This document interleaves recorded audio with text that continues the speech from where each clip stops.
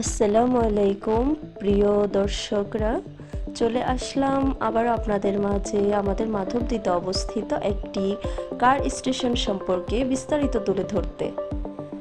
তো আমি এখন যে জায়গায় অবস্থান করছি এখানের নাম হচ্ছিল ইমন মাইক্রো স্ট্যান্ড।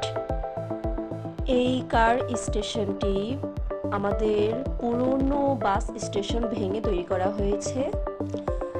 তো আমি একটি কনফেকশনারির সামনে দিয়ে যাচ্ছিলাম, সেখানে দোকানগুলো পর্যবেক্ষণ করছিলাম। যাত্রীরা তাদের গন্তব্যস্থলে পৌঁছানোর জন্য অপেক্ষা করছিলেন।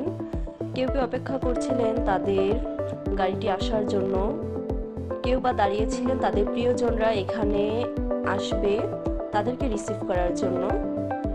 যাই হোক বন্ধুরা, আজ এ পর্যন্তই। সবাই ভালো থাকবেন।